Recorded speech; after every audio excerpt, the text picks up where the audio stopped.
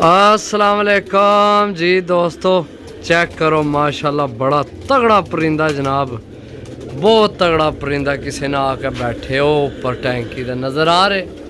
Check करो, मैं सब आज थोड़ी जी माड़ी जी कोई थोड़ी धुप लगी है, कड्डे बाहर सारे खोले तो मैं है चलो बैठे सा। भाई इस्माइल भी बैठे असी, मैं भाई इस्माइल की भी आज लै आइए।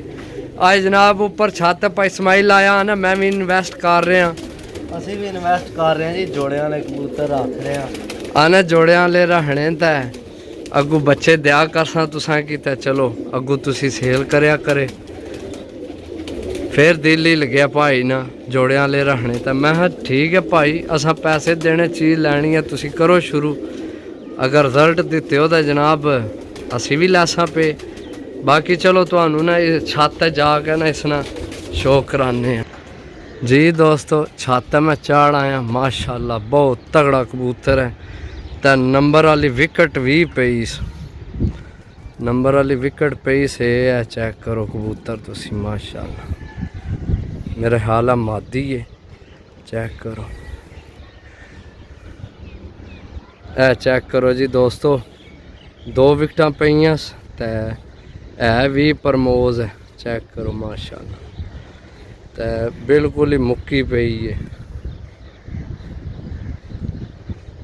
दोस्तों चैनल की लाजमी सब्सक्राइब करना है ताकि उड़गी पर बजे सन्स, पर बजे सन्स उड़ गई। और चेक करो, एक सईद नहीं तो नहीं सी आई साड़ी छत है। सईद लाया रंग, ए सईद ने नहीं, सईद रंग लाई को नहीं, एक और आए आए सईद ही रंग लाया, सईद ने सी। ए भी मेरे ख्याल सईद ने। कबूतर समान भरे है भाई, मौसम भी खराब है तो समान भरे है। चेक करो, एक और आए, सही है। चेक करो पोटियां का रंग लगे, सईद लाया रंग, उत्थे ठापे मारनी है पी। बाकी वो एक और बैठे है, वो चेक करो सही है। बाकी ठीक है दोस्तों, वो तो गया उड़, हूँ कोई और आया तो फिर तुहानू वीडियो बना के दसा। ठीक है, ओके, अल्लाह हाफिज़।